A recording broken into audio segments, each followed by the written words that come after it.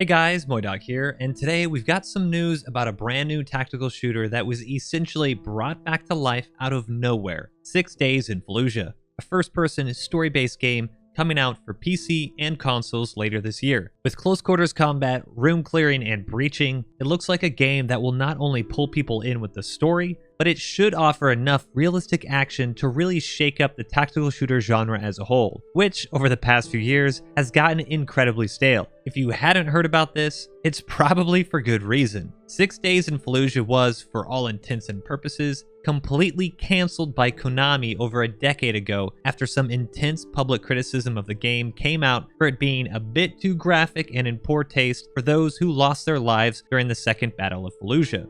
This might have been a blessing in disguise, as 6 Days is now being led by Highwire Games, a studio founded by the devs who used to work on Halo. And with the new trailer dropping, we can see just how realistic the game is turning out to be compared with the pre-alpha footage that was released over 10 years ago in 2009. Although the Iraq War and ongoing conflict in the Middle East has been a constant theme in video games, rarely do you see the ability to actually go back and play through a campaign where a family member, coworker, or friend could have actually served. As an avid squad player, the September 2020 release of Fallujah obviously sticks out in my mind, but whereas Squad is a massive 50 vs 50 online first-person shooter, 6 Days appears to take a completely different approach and implement a story-heavy experience that puts you in the footsteps of the Marines who were actually there. From the trailer and the new media postings, we can see that Sergeant Garcia, for example, has been actually completely recreated in the game to help tell his story of the events that he witnessed firsthand, and that you will now be a part of.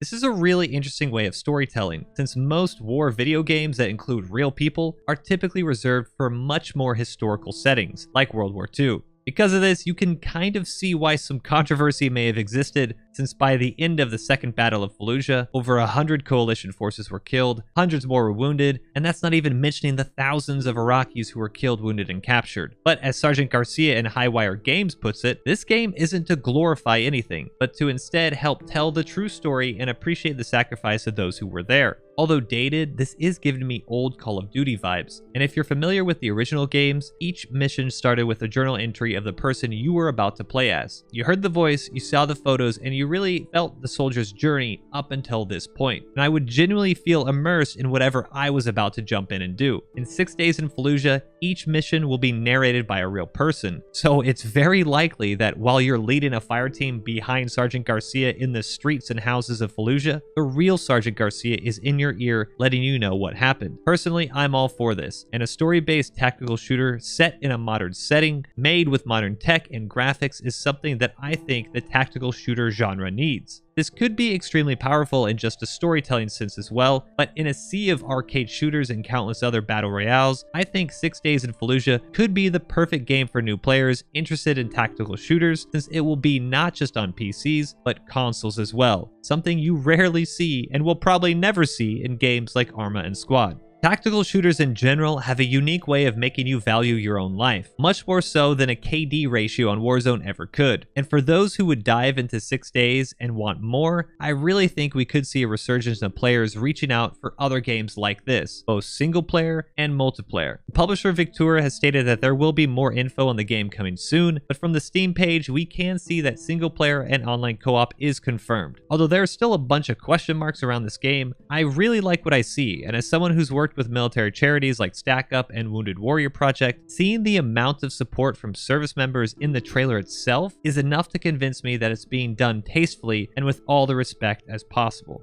I'll be keeping a close eye on this, since from the trailer alone, we're already seeing mechanics like door breaching, and even the original pre-alpha game in 2009 had destruction. This could really be an immersive, door-clearing, house-to-house, close-quarters tactical shooter game that we haven't seen in a long time. But what do you guys think? Is this something you'd be interested in? Would you pick it up if it was a purely story-driven game, or do you need some multiplayer action as well? Let me know in the comments below, and if you liked the video, give it a thumbs up and subscribe for more. But that's it for me. Until next time, peace.